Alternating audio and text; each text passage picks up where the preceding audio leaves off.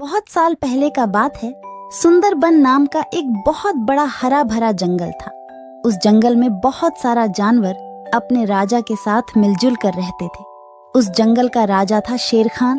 वो जंगलों के जानवरों की अच्छी तरह से देखभाल करते थे। शेर खान जानवरों की कोई भी मुसीबत में मदद करते थे। इस प्रकार उस जंगल में सभी जानवरों की दिन अच्छी तरह बीत रही थी। एक दिन एक भेड़िया उनके बीच रहने आया। उनको देख बंदर स्वागत करने लगा। अरे देखो देखो, हमारा जंगल कितना सुंदर और शांत है कि दूसरे जंगल के जानवर भी यहाँ रहने आए हैं। अरे कौन है वह जो हमारे बीच रहने आया है? वो देखो, वहाँ पेड़ के नीचे खड़ा है। और भेड़िया भाई, हमारे जंगल में तुम्हारा स्वागत है। इस जंगल में हम सब मिलजुल कर रहते हैं, तुम भी हमारे साथ रहो। बंदर की बात सुनकर भेड़िया थोड़ा आगे आता है, फिर कहता है, अरे आप लोगों का बहुत बहुत धन्यवाद जो आप लोगों ने हमें यहाँ रहने का मौका दिया। मैं हमेशा आप लोगों के साथ मिलजुल कर रहूंगा। भेड़िए के बारे में हाथी और हिरनी आपस में बात करने लगे। देखने में तो वह शांत ही लग रहे हैं, लेकिन क्या वह हमारे साथ मिलजुल कर रह पाएंगे? मुझे भी वह शांत ही लग रहा है, लेकिन फिर भी हमें इतना जल्दी उस पर विश्वास नहीं करना चाहिए था। वह आज ही हमारे जंगल आए हैं, हम इसके बारे में कुछ भी नहीं जानते। हमें इस पर नजर रखना होगा, क्योंकि हमें अभी नहीं पता है कि उसके दिमाग में क्या चल रहा है। फिर हाथी और हिरनी अपने घर की तरफ चलने लगते हैं। भेड़िया भी उनके पीछे पीछे आने लगता है। भेड़िया को साथ में आते देख हाथी और हिरनी रुक जाता है। फिर भेड़िया हाथी से कहता है, अरे हाथी भाई, आप बहुत अच्छे हो और मददगार भी। अरे अरे, ऐसा नहीं है। हर जीव अपने कर्म से बड़े होते हैं। मैं तो बस अपना काम कर रहा हूँ। हाथी भैया, मैं घर जा रही हूँ, मेरे बच्चे घर में अकेले हैं। अच्छा फिर ठीक है, मुझे भी जाना पड़ेगा, बहुत देर हो गया।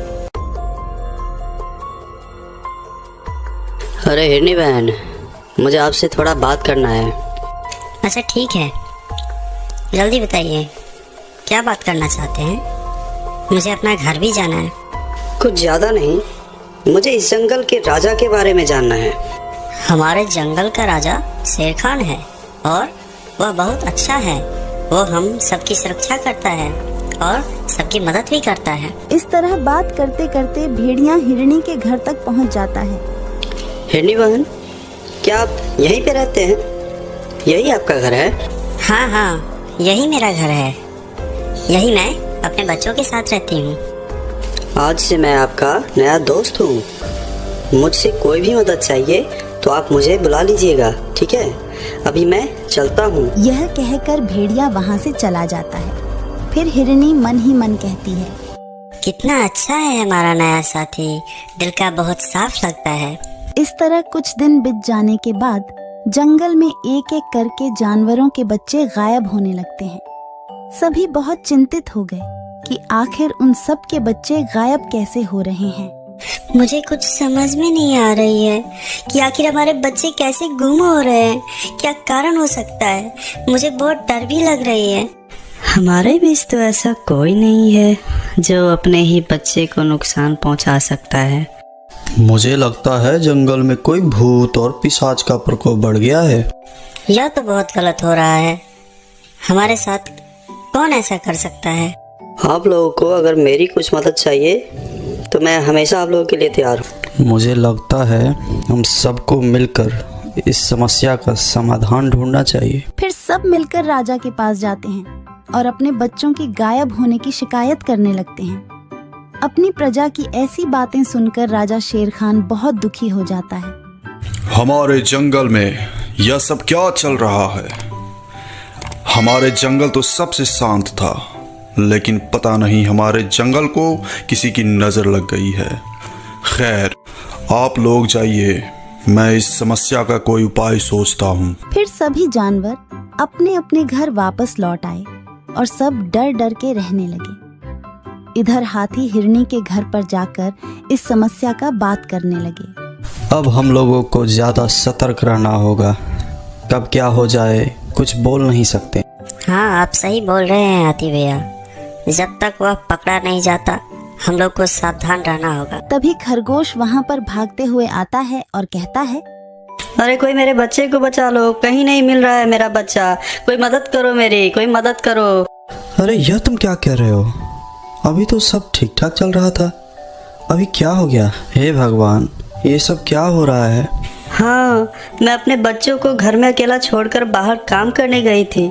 जब मैं काम करके वापस आई तो मेरा बच्चा नहीं था। मैंने सारे जगह ढूंढ लिया लेकिन वह कहीं नहीं मिले। अब मैं क्या करूं, कहाँ जाऊं?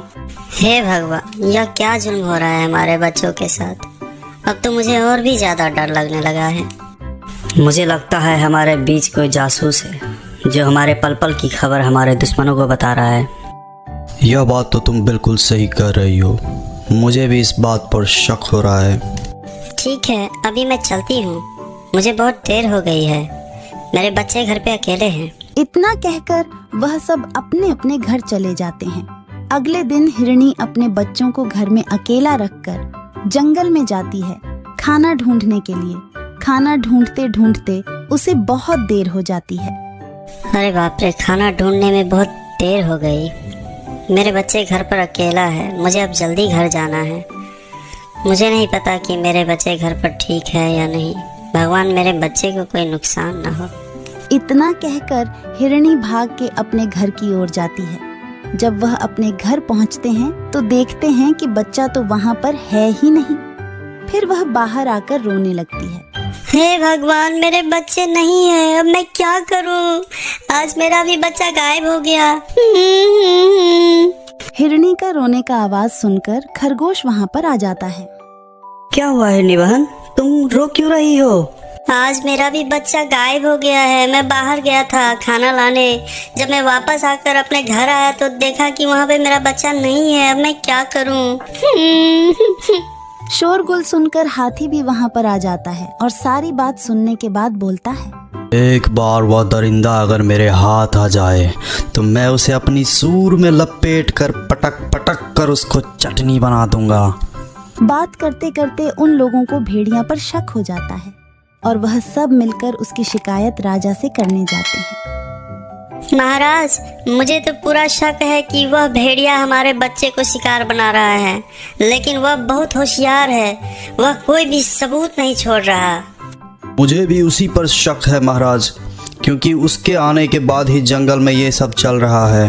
आप लोग सही बोल रहे हैं, लेकिन मैं राजा हूँ, मुझे तो सबूत चाहिए। मैं बिना सबूत का उसे कुछ भी नहीं कर सकता। आप लोग उसके खिलाफ सबूत लेकर आइए, फिर मैं उसको दंड दूंगा। महाराज शेर खान का बात सुनकर सभी जानवर बहुत उदास हो जाते हैं और वह सब वहां से वापस आने के बाद आपस में बातें करने लगते हैं। अगर उस भेड़िया के खिलाफ एक भी सबूत मिल जाए तो मैं खुद ही उसे मार के ख़त्म कर दूंगा, फिर राजा का कोई ज़रूरत ही क्या पड़ेगी। बिल्कुल सही बोल रहे हो। हम लोग राजा के पास बहुत उम्मीद लेकर गए थे कि वह हमारे मदद करेंगे। ऐसा राजा का क्या लाभ जो हमारी मदद नहीं कर सकते, हमारे बच्चों को हिफाजत नहीं कर सकते। देखो भाइयों, अभी यह वक्त राजा का बात करने का नहीं है। इस विषय में हम बाद में भी सोच सकते हैं। फिलहाल तो हमें उस राक्षस को पकड़ना है जो हमारे बच्चों को गायब कर रहा है। मुझे तो उसी भेड़िया पर ही पूरा शक है। वह अच्छा बनने का नाटक करके हमारे साथ यह सब कर रहा है। हमें कुछ ऐसी योजना बनाना चाहिए जिससे हम उस राक्षस को नंगे हाथ पकड़ सकें। हम सब अपनी अपनी योजनाएं बनाएंगे और जिसका योजना सबसे अच्छा हुआ हम उस पर काम करेंगे। चलो राजा के पास चलते हैं। योजना के अनुसार बंदर सारे जंगल में राजा के साथ बैठक की घोषणा करता है। फिर सारे जानवर राजा के पास चलने लगते हैं। इधर भेड़िया झाड़ में छुपकर सब कुछ देख रहा था। अच्छा, तो राजा के साथ आज सारे जंगल का बैठक है, तो सारे जानवर राजा के पास ही जाएंगे, यानी सबके बच्चे घर में अकेले रहेंगे। आज मुझे फिर से शिकार करने का अच्छा मौका मिला है। फिर भेड़िया अपना शिकार ढूंढने के लिए आगे बढ़ता है। यहाँ सभी मिलकर महाराज शेर खान को भेड़िया के खिलाफ सबूत दिखाते हैं और वह बोलते हैं कि महाराज, आज भेड़िया को नंगे हाथ पकड़ने का अच्छा मौका है। फिर महाराज शेर खान जानवरों की बात मानकर उस भेड़िया का पीछा करने लगता है।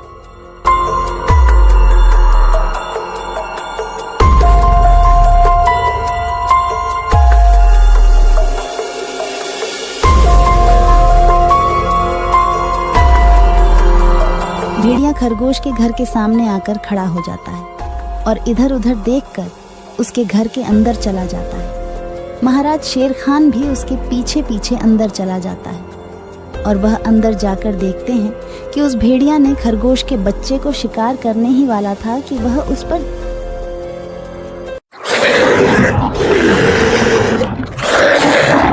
और उसे वहीं मार देते हैं। तो दोस्तों, ये कहानी से हमें यह सबक मिलती है कि हमें नए लोगों को मदद तो करनी चाहिए, लेकिन उस पे आंख बंद करके कभी भरोसा नहीं करनी चाहिए। दोस्तों, मेरे इस चैनल को जरूर सब्सक्राइब करें। आपका बहुत बहुत धन्यवाद। बहुत साल पहले की बात है। सुंदरबन के जंगल में शेर खान का शासन था। शेर खान दिल का बहुत अच्छा था। शेर खान हमेशा जंगल के जानवरों का ख्याल रखता था। एक सियार शेर खान का वफादार मंत्री था। वह जंगल में घूमता और सारे समाचार लाकर शेर खान को देता रहता था। एक दिन सियार शेर खान के पास आया और कहा,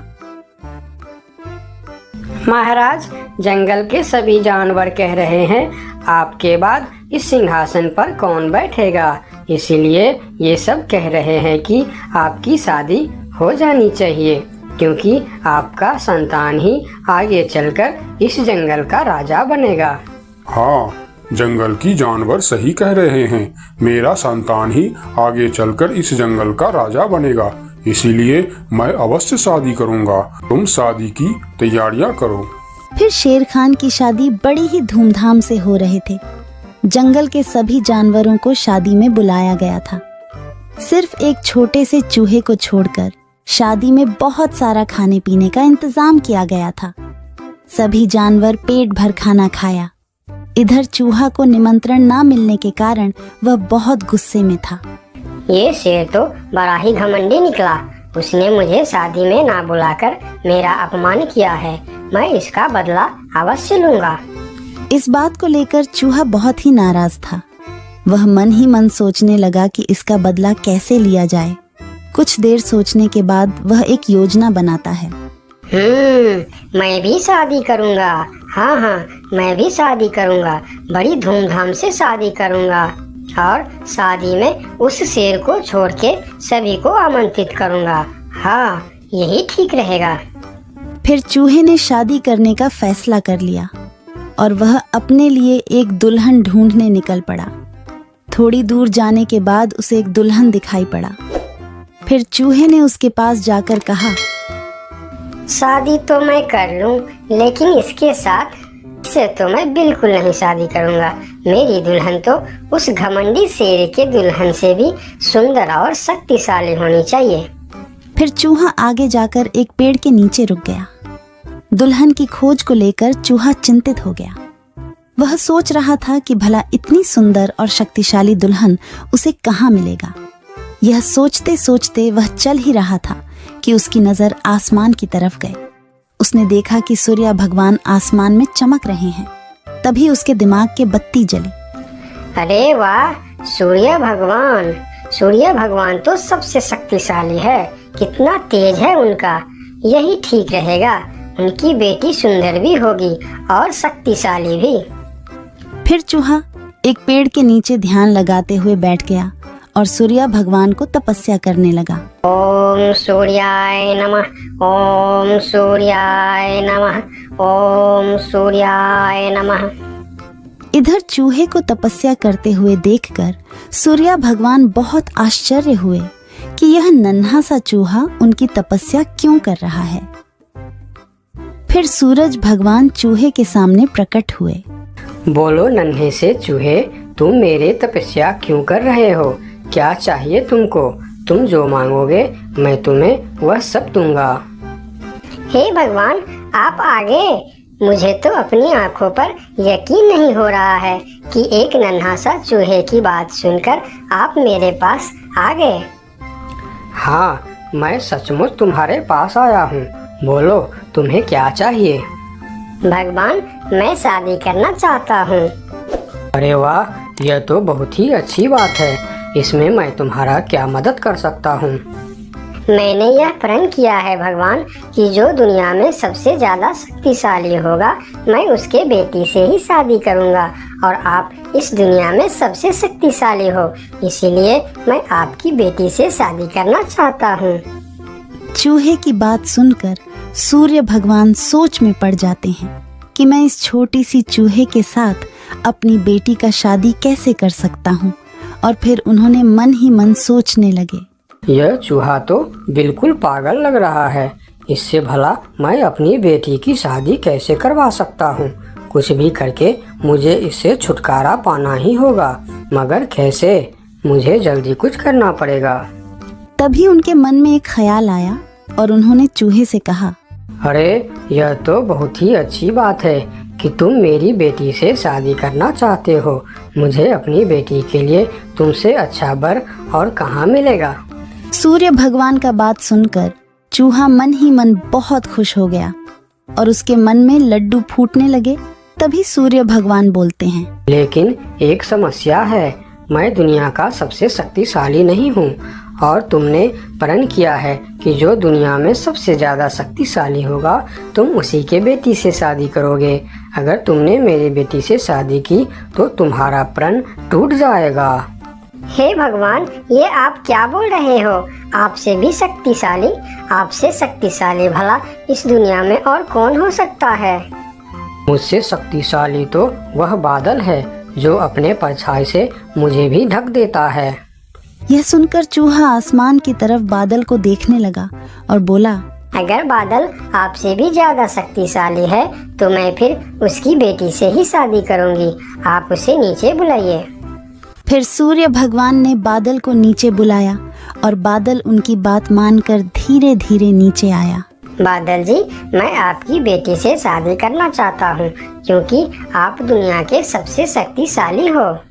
मैं अपने आप को बहुत बड़ा भाग्यमानी समझूंगा अगर आपकी विवाह मेरी बेटी से हुई, लेकिन मैं दुनिया का सबसे शक्तिशाली नहीं हूँ।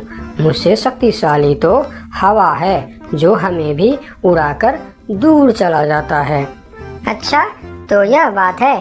ठीक है, फिर मैं हवा की बेटी से ही शादी करना चाहता हूँ। आप हवा को बुलाइए। फिर बादल ने हवा को बुलाया और हवा धीरे धीरे करके नीचे आया। फिर चूहा ने अपनी विवाह का प्रस्ताव हवा को बताया। फिर हवा मुस्कुराते हुए बोली, मुझे बहुत अच्छा लगेगा अगर मेरी बेटी की विवाह आपके साथ होता है, लेकिन मैं दुनिया का सबसे शक्तिशाली नहीं हूँ। मुझसे शक्तिशाली तो पर्वत है जो हमारे हवा के झोंकों को भी रोक देता है। आप उनकी बेटी से ही शादी कीजिए। फिर पर्वत को भी बुलाया जाता है और चूहे ने पर्वत के सामने भी अपना प्रस्ताव रखता है। पर्वत जी, आप दुनिया का सबसे शक्तिशाली है और मैं आपकी बेटी से शादी करना चाहता हूँ। क्या आपको कोई ऐतराज है? मुझे भला क्या ऐतराज हो सकता है? आप मेरी बेटी से विवाह करना चाहते हैं, यह बहुत ही अच्छी बात है, लेकिन मैं भी दुनिया का सबसे शक्तिशाली नहीं हूँ। ये आप क्या कह रहे हैं? मैं यकीन नहीं कर सकता कि आपसे शक्तिशाली भी दुनिया में और कोई होगा। हाँ है, मेरे शिखर पर एक मोटा सा चूहा रहता है। वह मुझे रोज कुतर कुतर के वहाँ एक बड़ा सा सुरंग बना लिया है और उसमें अपने बच्चों और परिवार के साथ रहता है। वह मुझसे भी शक्तिशाली है। आप उसी के बेटी से क्यों नहीं शादी कर लेते? अगर ऐसी बात है तो फिर आप मुझे ले चलो उसके पास। मैं उसके बेटी से ही शादी करना चाहता हूँ। फिर सब मिलकर उस मोटे चूहे के पास जाता है और उसके पास उस नन्हा सा चूहा का शादी का प्रस्ताव रखता है। फिर जब नन्हा चूहा उस मोटे चूहा की बेटी को देखते हैं तो वह उसे बहुत पसंद आता है और फिर उन दोनों का शादी बहुत ही धूमधाम से होता है। नन्हे चूहे ने जंगल की सारे जानवरों को निमंत्रण दिया, लेकिन शेर से बदला लेने के लिए उसने उनको निमंत्रण नहीं भेजा। जब शेर खान को इस बात की खबर होती है तो शेर खान बहुत ही गुस्सा हो जाता है और अगले दिन सियार को उस चूहे के पास भेजता है और बोलता है, उस चूहे को कल मेरी दरबार में हाजिर करो। अगले दिन सियार उस चूहे को बुलाने के लिए उसके घर पर जाता है। अरे चूहा भाई, तुमको शेर खान ने याद किया है, जल्दी चलो। चूहा सियार के साथ शेर खान के दरबार में जाता है। उसे देखते ही शेर खान चिल्लाकर बोलते हैं, क्यों रे चूहे, तुम्हारी इतनी बड़ी दुस्साहस। तुमने अपनी शादी में जंगल की सभी पक्षी और जानवरों को निमंत्रण दिया और तुमने मुझे बुलाना सही नहीं समझा। मैं इस जंगल का राजा हूँ और सबसे शक्तिशाली भी। अगर मैं चाहूँ तो तुमको एक झटके में खत्म कर सकता हूँ। मुझे माफ कर दीजिए महाराज, जब आपने अपनी शादी में पूरे जंगल को निमंत्रण दी और मुझे नहीं दी, तब मुझे भी ऐसे ही दुख हुआ था। यही एहसास दिलाने के लिए मैंने आपको निमंत्रण नहीं दिया। मुझे माफ कर दीजिए। क्यों रे सियार, तूने ऐसा क्यों किया? मैंने तो तुमको बोल दिया था कि जंगल के कोई भी पशु पक्षी छूटनी नहीं चाहिए। फिर तुमने इस चूहे को निमंत्रण क्यों नहीं दिया? मुझे माफ कर दीजिए महाराज, गलती हो गई। मैंने सोचा यह छोटा सा जीव, इसको क्या निमंत्रण देने का, इसलिए मैंने इसे छोड़ दिया था। मुझे आप माफ कर दीजिए। ठीक है, अगले बार से ध्यान रखना। मेरे लिए जंगल का हर जीव एक जैसा है।